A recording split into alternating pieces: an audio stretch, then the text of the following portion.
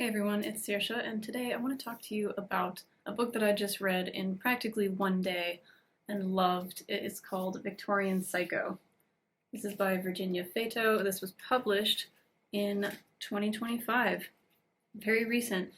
And while I was reading this book, the whole time I was thinking, this would be such a good movie. Like, there's just so many great cinematic moments in it. And then after I finished it, I googled it, and it actually is going to be a movie soon. From what I saw, it looked like the rights to the movie were bought before the book was even published, which just, what a dream as a writer. So I'm going to read you the flap here, and we'll get into it. This is a very short book, under 200 pages, so I really think it's a fun way, well, I don't know if fun's the right word, but a good way to spend your day if you have a day off and want to just dive into one story. Winifred Notty arrives at Ensor House, prepared to play the perfect governess. She'll dutifully tutor her charges, Drusilla and Andrew, tell them bedtime stories, and only joke about eating children. But long, listless days spent within the estate's dreary confines come with an intimate knowledge of the perversions and pathetic preoccupations of the Pounds family. Mr. Pounds can't keep his eyes off Winifred's chest, and Mrs. Pounds takes a sickly pleasure in punishing Winifred for her husband's wandering gaze. Compounded with her disdain for the entitled Pounds children, Winifred finds herself struggling at every turn to stifle the violent compulsions of her past.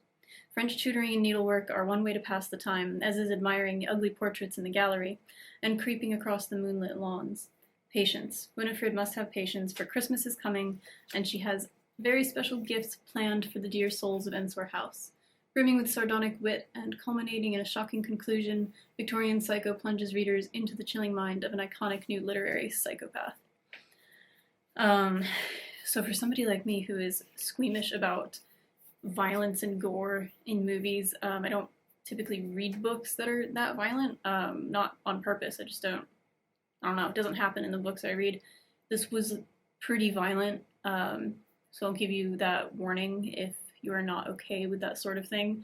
But if you're on the same level as me and don't really love that stuff or seek it out, I still think that you could handle this. But if you have an extreme aversion to it, then maybe not.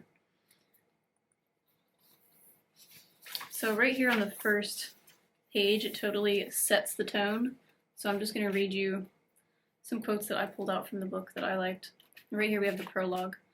Death everywhere, death in the river, in the corpses floating upstream and down, in the bellies of the things feasting upon them. Death in the drinking water, pooling into wells and unspooling within villagers as typhoid and cholera and diphtheria. Death on display for an extra sixpence at the wax museum, in the wigs of the living made from the hair of the knot, shorn by enterprising undertakers from corpses sealed in caskets, death melting in a dyed Christmas candle, death in babies, oh so many babies, the unbaptized slipped into other corpses' coffins in a cheating bid for a grave and a funeral, stillborn pillows for the dead.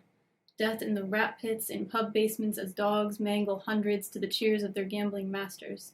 It's crushed in paint, it's papered on the walls, everywhere, death.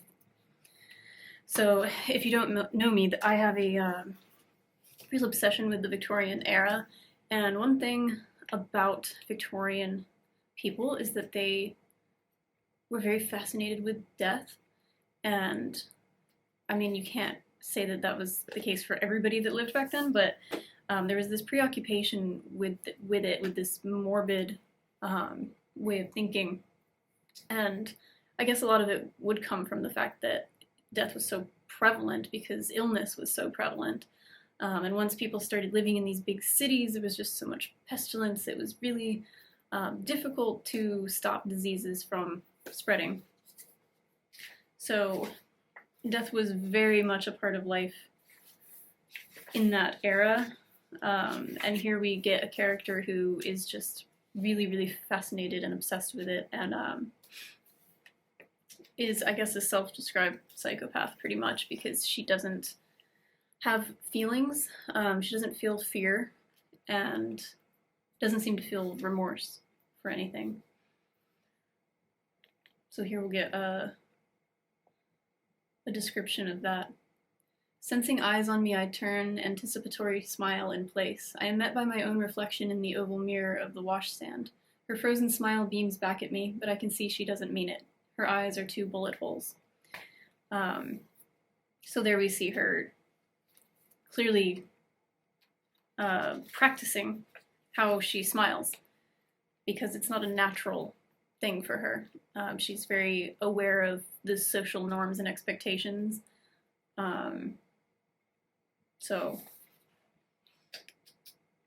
And I've never seen American Psycho. I know, I can't believe that. But I guess this is kind of like a Victorian American Psycho. People are calling it Jane Eyre meets American Psycho, because she's a governess. So I love the fun narration style in here, because this book gets very... You can't take it too seriously. As horrific as the subject matter is, it's a very light romp if you look at the narration style. And I don't read a lot of books that are set in the Victorian era that weren't written in the Victorian era. I read a lot of classics that are actually of the time, but stuff like this I'm not usually drawn to, because it comes off kind of fan fiction-y, bad historical fiction, and I'd rather read the works that were written back then. But this isn't trying to take itself seriously, and so I think it really works. It uses all the tropes about literature of that time, and I think it ends up being very successful in that way. Ooh, my book binding is falling apart. So I liked this part. Mr. Pounds waves his hand in my direction, tutting as if forgetting my name is somehow my blunder. Winifred Notty, I say. I wink at you, dear reader, upon this, our first introduction. I love the whole dear reader. It makes you think of Jane Eyre. Reader married him. I love the way the Victorian writers would just talk to the reader, so I like that she does that here. So here we have a part where we see that she can't feel fear. To this day, I can't help wondering what it is like, fear. Coursing through your blood like poison, eating away at your hopes, your ambitions, yourself. I think it has to be the worst thing in the world. So it's like she can't feel it herself, so she's obsessed with making other people feel it, so that she can sort of watch and poke at them and observe them. How does this emotion work?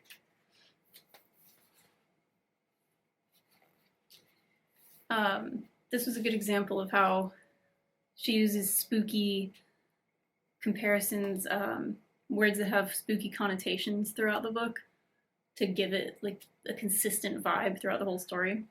The day I lure Andrew into the stables, a gossamer veil of fog blankets the property, as thick and ghostly as the cobwebs spun between the berry brambles on the moors. So I guess fog is inherently spooky, but there are ways that you could write it that is... You could write about fog as romantic, as mysterious, but thick and ghostly as the cobwebs. Once you put the word cobwebs in there, and then you even get berry brambles. So brambles, that's not something pleasant. Makes you think of pricking your finger. Always this, relating it back to violence and blood and death. And that's just sentence level, skillful writing, because she could have just written a shock value story and not really worried about the detail of the writing style, and just relied on the story being shocking, which for me would not have worked. So we also see that she's an unreliable narrator. This part, I think I laughed at this. What who says about me, I ask. Mrs. Abel says the read books backwards, back to front. Hardly a punishable offense. The scullery maid says she's seen thee squatting over the swans at dawn, naked. And then this is an aside. I'll admit that is a difficult one to explain. Because up until that point, we never hear her tell us that she's squatting over the swans at dawn naked. Suddenly somebody else in the story knows that, and you realize, oh, she's a very unreliable narrator. We have no idea what she's getting up to when she's not telling us. And then there's nothing more said about that. Everything she does is very theatrical, very dramatic. I feign a fainting spell. I find fainting spells the most rewarding of performances. So for somebody who feels very detached from emotion, this is kind of their only way to tap in to what everybody else is experiencing. They are always acting. So as a psychopath, she is always acting, trying to match the situation. And she enjoys the theatricality of it.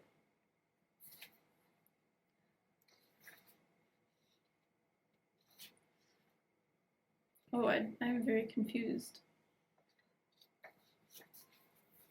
Okay, well, I figured it out. So here she talks about women and violence, and it makes me think, are people afraid of what women are capable of? And she says, I fail to understand why men think talk of violence will distress women. Women who bleed all over themselves every month, who rub blood clots between their fingers and burst them like insects, and sometimes can't because they're not blood clots, they're tongue-colored strings of meat from the womb. Women who burst open in childbirth, vagina splitting and anus sagging, tiny hardening fingernails clawing inside of them, placentas like thick filet mignon.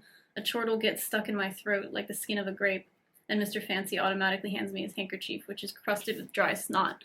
This book is gross. It's really gross. And but I think that's a great point. And that's one of the moments where I think the author comes forward and tells us, like, this is the point that I'm trying to make with this story. It's not just a shock value murder romp. Why do these people think that women have to be, like when I studied Victorian literature in college, we talked about the angel in the house. Why are they protected and talked about as like virginal and pure, and nobody can discuss violence in front of them or anything really serious for that matter, when they ignore the fact that women are quite accustomed to blood.